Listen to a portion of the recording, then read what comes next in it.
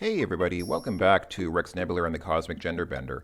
Okay, so I'm going to try to pull this together a bit. I didn't play the game all the way to the end, but I did play through a fair bit of the game, enough to understand hopefully what I need to do. So, as before, I think it's kind of a combination of things which I should have thought of but didn't, and things which I don't feel like I can really be blamed for too much.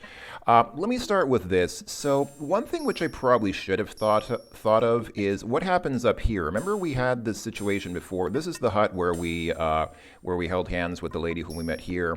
Remember when I tried to go up here, there was that woman who kept kicking me in the face, saying that your kind is not welcome here. Well, I should have realized that there must be something up there and that you have to go up there at some point in time. And obviously, her saying your type is not welcome here probably means men. Well, obviously, now we have a means to change into a woman. That's the eponymous gender bender. So what I had to do, what you're supposed to do, is go all the way to, the gender bender, change into a woman, come all the way back here, and then go up here. So that's what I've done. And yeah, so now instead of some woman kicking us in the face, she's just leaning there against her hut, and there are some chickens here going bark, bark, bark, bark, bark, bark. So let's see. There's a hut here, or there are huts here. One of which appears to double as a chicken coop. There's a chicken there. The chickens are running around in ignorant bliss. None of them seem to have considered why they are being fed so well. Well, I guess they don't, do they? It says chickens, even though I only see one. Can we take the chicken? Oh, I see the other chickens are here. Even if you could catch it, you have no urge to carry around something that is alive and kicking, never mind something that is clawing and pecking. Yeah, I just realized the other chickens are here. They're camouflaged to blend in with the sand. Okay, so we can't take those chickens. Oh yeah, and there's a piranha. They look numerous and hungry. I am not a... What is a fish expert? I mean, an entomologist is an expert in insects, and an ornithologist is an expert in birds. What is a fish expert? A piscologist? Pescatologist? I don't know. Anyway, I'm not a fish expert, but that does not look like a piranha fin to me. But what do I know?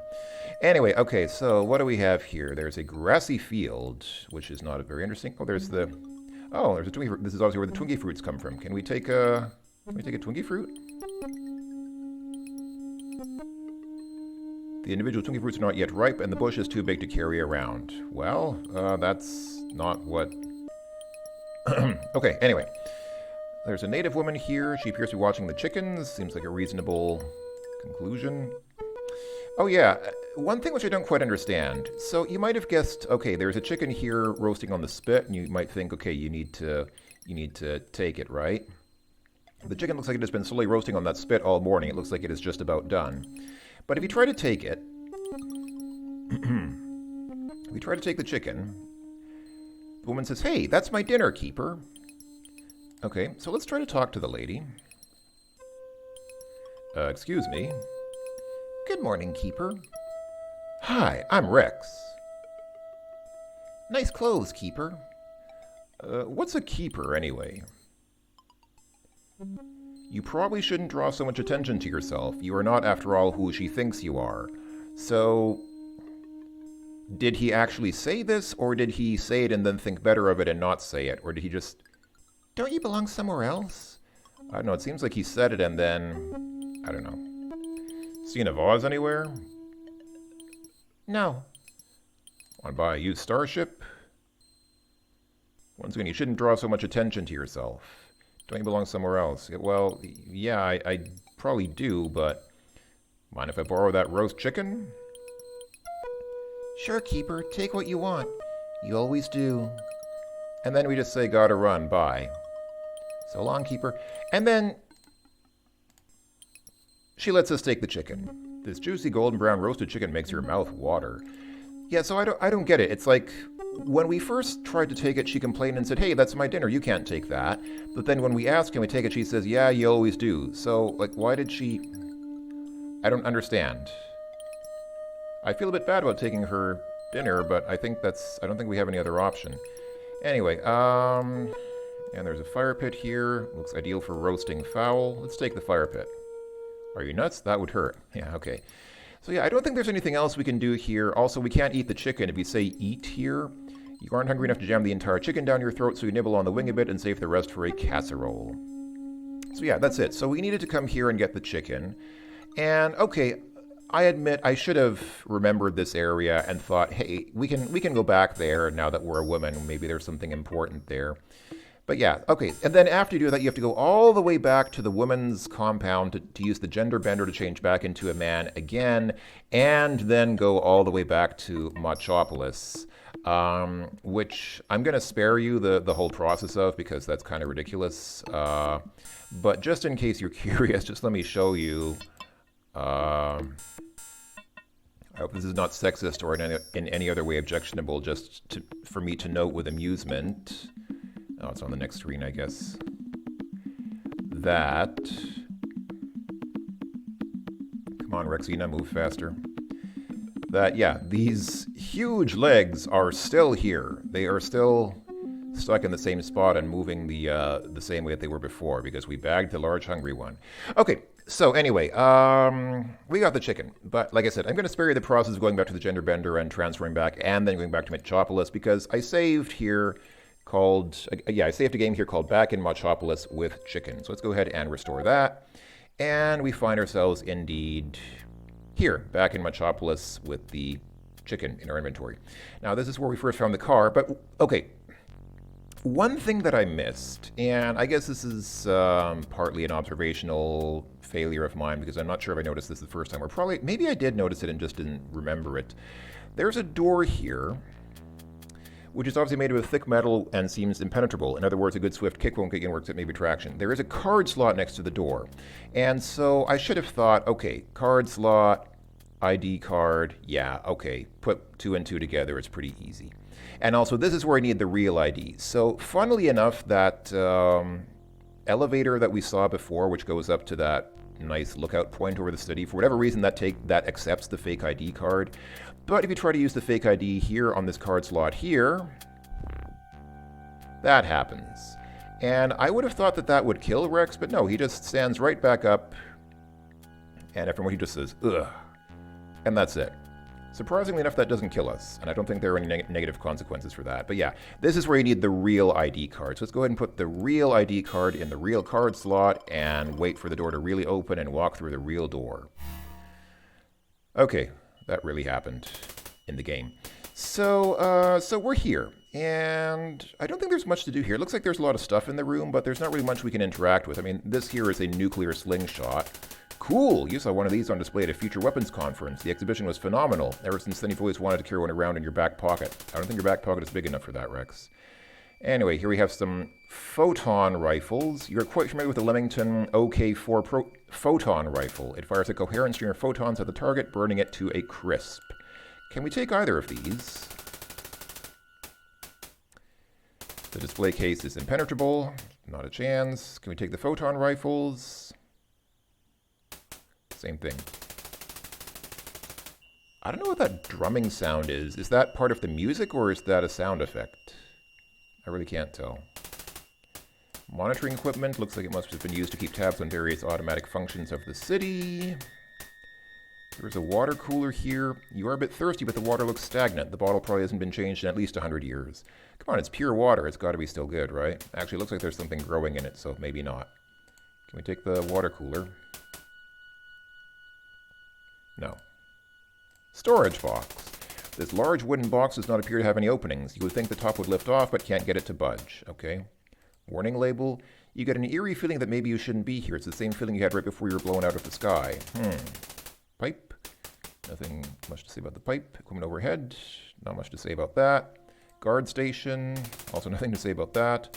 There's a desk here. You assume this is where the booking process takes place. Reading you your rights, thumbprinting, taking mug shots. You know the routine. Chair, monitor. The monitor displays pertinent information on suspects such as hair color, height, weight, social diseases, etc. Filing cabinets, which are empty. They must have been moving this just before they all went where? All right, so yeah, the only thing I think we can do anything with... Oh, there's a railing here. Okay. The only thing I think we do anything with is the detonators here. It looks like someone left behind a couple of detonators. So let's go ahead and take them. There we go. You carefully pick up the detonators and put them gingerly in your pocket, making a mental note not to do any jumping jacks for a while. So yeah, these two detonators are what will set off the blasting caps that we have. So we can say attach, and I think for ones you can also use put here. Let me try it. You can say put detonators. You don't have to use the verb here. You can just click on the verb here and then say put detonators. Yeah, in charge cases.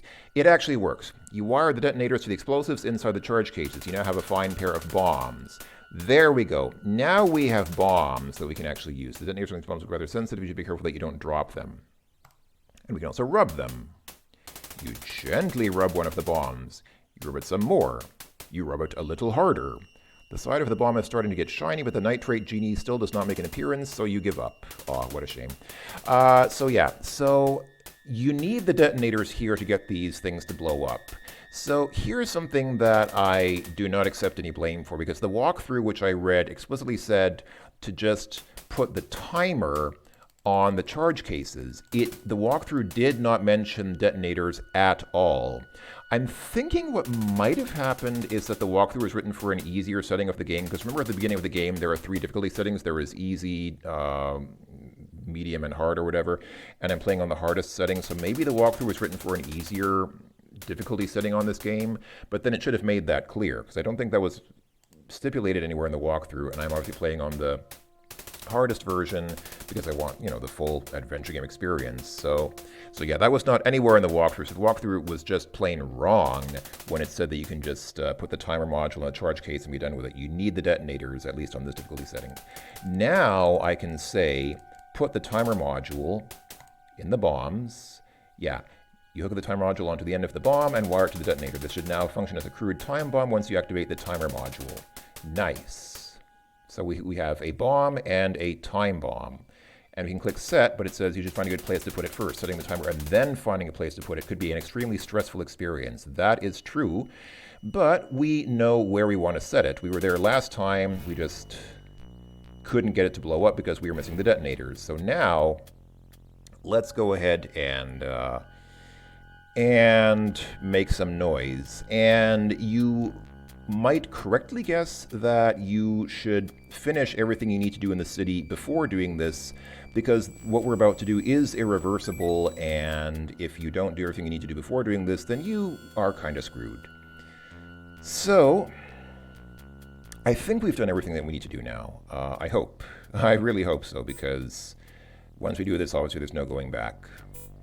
So yeah, one thing you do need to make sure of is make sure that you've tied to the end of the fishing line to the boat here at this place outside the Sandbar Restaurant and Polly's Pleasure Dome. That is one thing you will need to do for reasons which I correctly intuited in the previous video. Once you've done that, I think we're ready, to go to the North Sea window. And I think that the rest of the process kind of writes itself. It's kind of self-explanatory. You know what we're going to do. You know exactly what's going to happen now. So let's just wait to get there.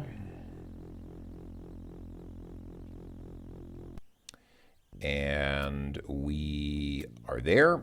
So no messing around. Let's just go ahead and put the time bomb here on that ledge.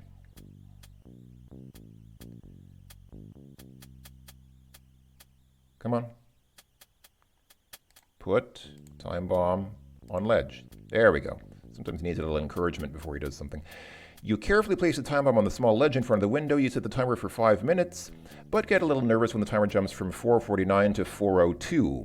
This timer may be must be a little flaky. You should probably seek safety now. That is correct. Let us not dawdle too long, folks. We don't want to stand around and watch the fireworks from here. Let's go ahead and quickly check into this computer here and go to probably the only high point, the only place of shelter that we can really, oh, it's on the lower level, isn't it, actually? Yeah, it was,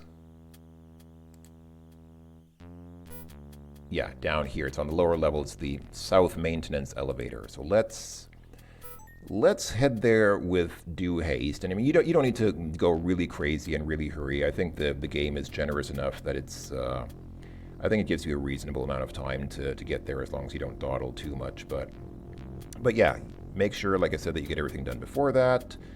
And now we are ready to go to that place and do that thing. And by that place, I mean this elevator here. And by that thing, I mean ride it to the top. Oh, I need to put the let's put the real ID card in the slot this time. I don't think it makes any difference. It works either way. It does not make the elevator work any better if you put the real ID card in. So we're here, and now here I think we just wait for a moment or two.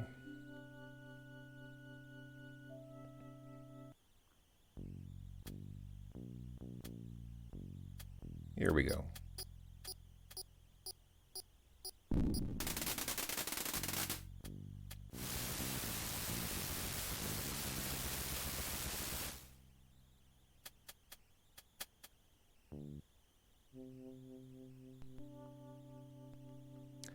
It occurs to me that the music that's playing here is actually the music on the title screen of the game, like on the main menu of the game. Yeah. Anyway, I appreciate that this city is underwater. I mean, even before we did that, it was below water. So I appreciate the city is below water, and so yeah, it would probably flood to this level eventually, but that would take a very long time, considering how big this basin is that it's built in, or this volcanic crater that the city was built in. And considering that, okay, that window was pretty big, but it wasn't that big. Even with a window that size, it would take a long time for the city to fill up to this level. I don't know how long it would take. Science and math geeks, maybe you can try to calculate approximately how long you'd have to wait for it to happen, but it wouldn't, the city wouldn't fill up like this to the brim in just a couple of minutes. I'm pretty sure it would take a lot longer than that. Anyway, there's the boat, indeed, as we had hoped. And yeah, if you don't tie the fishing line to this hook and to the boat will still be there. It will actually still be right there, but you'll have no way of getting to it. Rex will not jump into the water to get to it or anything like that. You'll be stuck. He'll be here with no actual way of getting on the boat. And we can, I think I mentioned this before, we can use this teleporter here, because even though the teleporter has no number on it, so you can't teleport to here, you can use this to teleport away from here. And we will, but you need to do something with the boat first. It's actually quite a, it's completely underwater. It's actually kind of a nice view, sort of. Well, I mean, okay, it's just water. Nothing very special, I guess. It's just water. You can see nothing except a single tower in the distance. Yeah, so that tower that we saw before is still here. It's the only building that rises above the water. Yeah. So, yeah, not bad. The boat managed to stay upright during the flooding and is now floating just out of reach. And it would stay just out of reach without the fishing line, but we can, say, take the fishing line. And the boat comes to us. I don't know how heavy the boat is. I don't know if it's plausible to pull a boat like that with just a thin fishing line, but fishing line is pretty strong. I mean, it's made to, it's made to not break even when fairly large fish are pulling on it. So I guess, yeah, it's probably feasible that it could pull a small boat like this. All right, so we are in the boat. Oh, cool. Oh, it's a rocket boat. Awesome. All right. Oh. It's our old friend. This might be a good point to save the game. Let's go ahead and say save the game, and I will say sea monster. Alright. I'm feeling lucky today, folks. I think we can just talk him out of this. This could be trouble. This is the same beast that expressed an interest in your nutritional value at the viewport in the city. Viewport in the city seems to be trying to decide if you're an appetizer or an entree to totally act with haste. Let's just charge him. Let's just run. Oh. You're currently sharing the water with a large, hungry-looking, cycloptic beast. You may want to do something instead of just sitting there like an hors d'oeuvre. You know, it's funny. I just had a conversation with a coworker today. I once had a conversation where I said hors d'oeuvre, and people didn't know what I was talking about, and then they said, "Oh, you mean an hors d'oeuvre?" No. No, I did not. I meant hors d'oeuvre. Yes, I'm a snob. Okay, so can we get around this thing? Oh, here we go. Steer towards building to north. There we go. Let's do that. I'm sure we can... Oh. Well, that did not work. Apparently ignoring your problems is not the best solution. That's a shame. Okay, so what we do here is we have something yummy to eat, namely the chicken. But if we just give the chicken to the sea monster, you wave your hands wildly and point emphatically at the chicken. When the dust settles, however, it becomes clear that you have failed to convince the sea monster that it needs a chicken. Okay, this is as far as I played.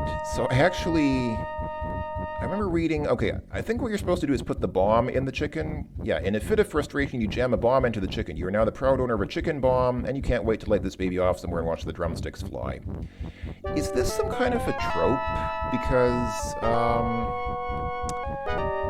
in Broforce, there's a character, it's the MacGyver character, who actually fights using dynamite sticks jammed into chickens. Is this, and Broforce came out something like 20 years after this game.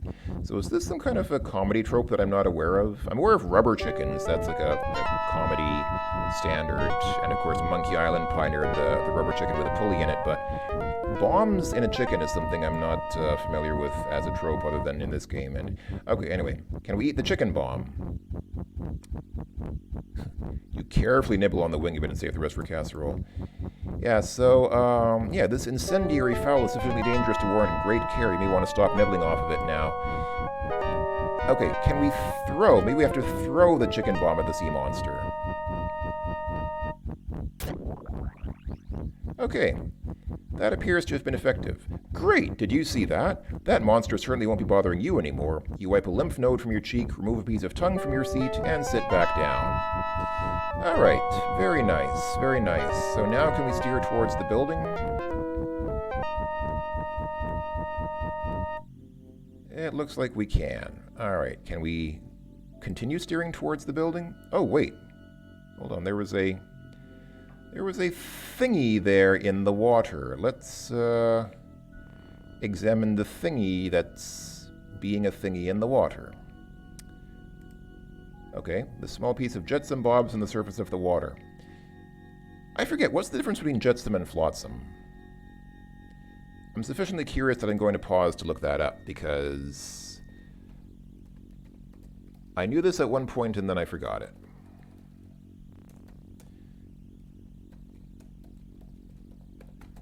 Flotsam is debris floating in a river or sea, in particular fragments from a shipwreck. Okay, and how's it different from jetsam? Let's see. Jetsam is, articles thrown overboard from a ship or boat in order to lighten the load of a ship in distress. Okay, well, the more you know. Actually, that was probably fairly useless knowledge unless you ever find yourself on a ship or a forensic investigator examining the loss of it or investigating the loss of a ship. But okay, fine, fair enough. Let's go ahead and take the bottle. Being careful not to tip the boat, you reach over and pick up the bottle. Okay, so we have a bottle. This dirty old bottle had the audacity to be floating around without a message in it. It had the audacity to edit audio files. Okay, I think we're going to do something fairly important in that building, so let me go ahead and save here. I'll just say got the bottle. And let's see what happens if we just sail right up to the building. Well, we're not sailing, we're power boating. Alright, climb through window. Yes, indeed. And here we find, curiously enough, there are no armed guards. Well, I guess everybody else is dead in this city. This is the guy who I said looked like Mark Twain. I don't know if he's supposed to, he just reminds me of Mark Twain. 3 hand-painted oil paintings grace the northern wall of the room. There appears to be a family resemblance between these gentlemen, but you don't recognize any of them. There are nameplates beneath each portrait. Let's read the nameplates. From left to right, they read Sputacious T. Bigfish, W. Widepipe Bigfish, and Benjamin Deep Post Bigfish. The devious looks in their eyes convince you that these portraits represent 3 generations of politicians. Ah, but where is the dopefish? You forgot something important there, gentlemen. All right. Chair, which is unremarkable. Pillar. Several large pillars reach majestically towards the ceiling. They appear to be solid marble. Old vase. Although pretty, this vase does not match the description Colonel Stone gave you. Old teacup. Appears to be made of extremely fine porcelain. Let's take the teacup of extremely fine porcelain. Dainty teacups aren't you style. You're more of a dirty coffee mug kind of guy. Okay. All right. Oh, there's another teleporter here. Okay, so I guess we could just use the teleporter here, huh?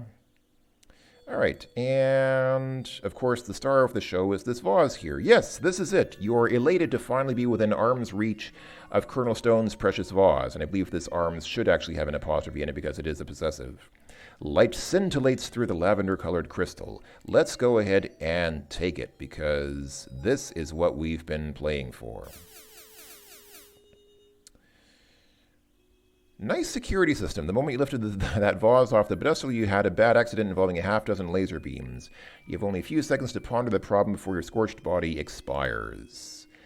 Well, I guess it figures that there would be a laser, well, not necessarily a laser system, but some kind of security system surrounding that vase. That seems like a reasonable conclusion to come to. There's nothing else here in this room, is there? I think it's just the vase and the teleporter. So, okay, let's go ahead and stop the video here. And next time we'll figure out how to get the vase, and we might actually finish the game because we are, as you might guess, we're pretty close to the end of the game now. There's still a little bit left to do, but maybe we can do it in one video, or maybe not. Who knows? We'll find out. Thanks for watching, everyone, and I'll talk to you all later. Bye-bye.